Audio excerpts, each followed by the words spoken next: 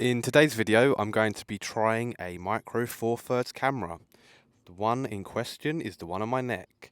The reason I've decided to pick up this camera is because I've decided to take my photography more seriously.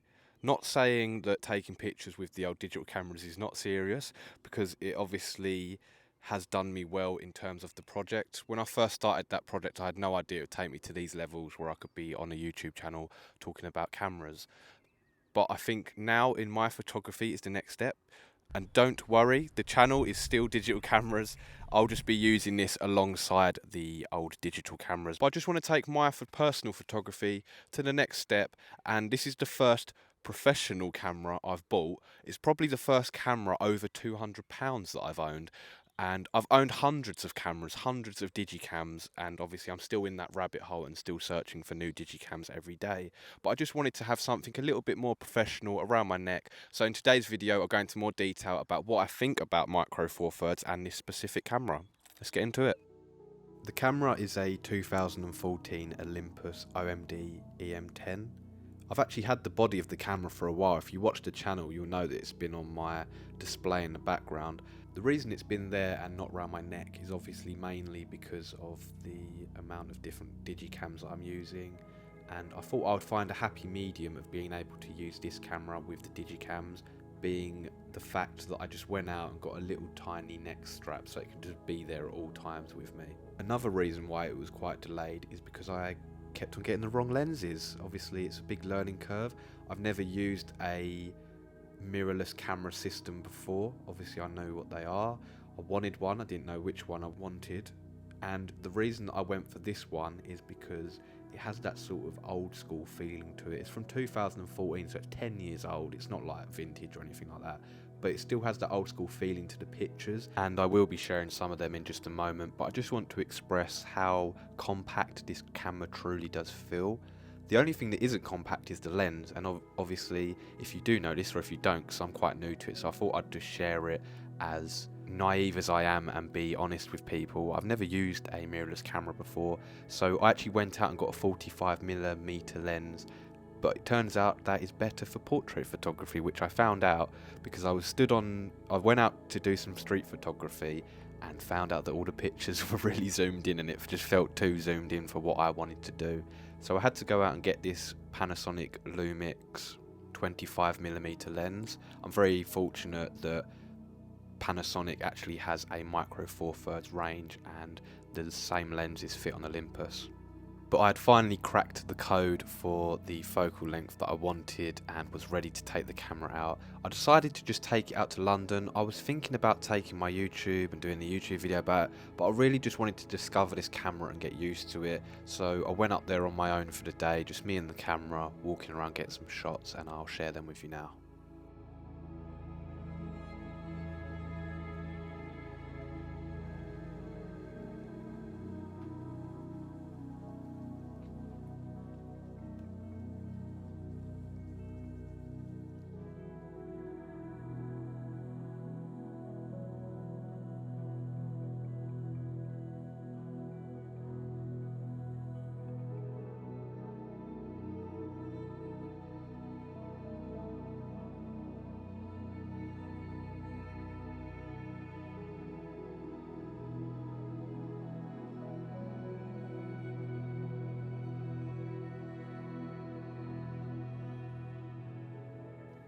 I have also taken it for a spin a few times around my village. The weather's not been great, but I got some really nice moody shots where the cloud actually broke over the house in the distance and you could see it in the picture.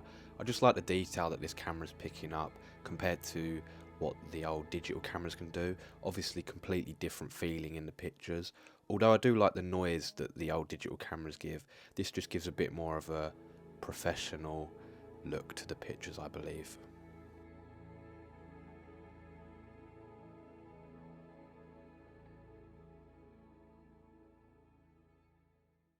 If I could just grab your attention for one moment, I would love to invite you to join the Camera Nostalgia Club's community.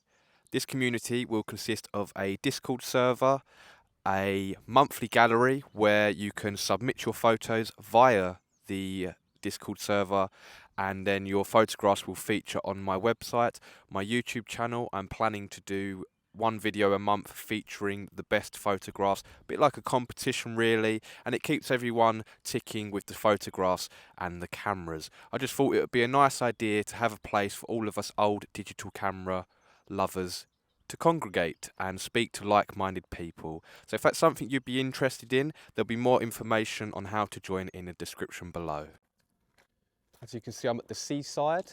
I like to come down here. I don't live too far from here. I haven't brought this camera down here yet, so it'd be nice to see what I can get. I've not really come today to take crucial, beautiful pictures. I'm still getting used to the camera. So far, I've just been using it in aperture mode, where I can change the ISO and it does all the rest for me, sort of thing. Because on the digital cameras, I do use automatic mode. Because I use a lot of them, and a lot of different people want to see different cameras, I just whack it into automatic mode, and then I can get more videos done. Then you get to see the camera for what it is. But with this one, I'm going to actually try and learn manual photography and get more into that side of the game. So hopefully some of the pictures I take, because like I've been looking, and I'm only going to be using the viewfinder because that's what I wanted it for as well, really. I wanted to just feel more intimate with my photography, and just listen to how beautiful this sounds. I mean, come on. Oh, lovely. In every video, if I get a few good pictures from this camera, if I'm doing a video about another camera, obviously, I may show you the pictures from this camera and just see the little journey. It'll be a nice journey to see how I progress. So I hope you enjoy the rest of the video. So to round up my thoughts on the camera, and is it any good? I really do believe it's great. I'm loving it so far. If anybody has any tips or tricks or things that I might be doing wrong that you've noticed in the video, please let me know in the comments below. Because like I said, I'm new to the mirrorless camera system. It can be very overwhelming at first. I think this is why I shied away from doing it for some time. And I do feel really comfortable with the old digital cameras and just slipping one in my pocket and going out on automatic mode. So there's a little bit more to take in using this style of camera, but I am really embracing that and enjoying it.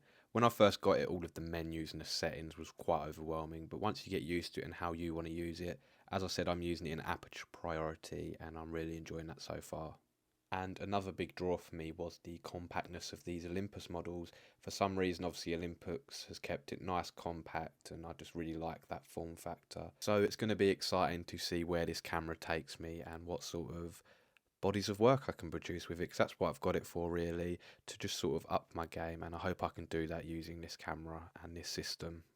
If there is a specific camera you'd like to see on the channel, please let me know in the comments below and I'll see if I can get my hands on one and make a video around it. If you do enjoy this content, a subscribe to the channel would help me massively. And if you think you'd be interested in joining a community of old digital camera lovers, please check out the description below on how to join the Discord server. Thank you for watching and goodbye.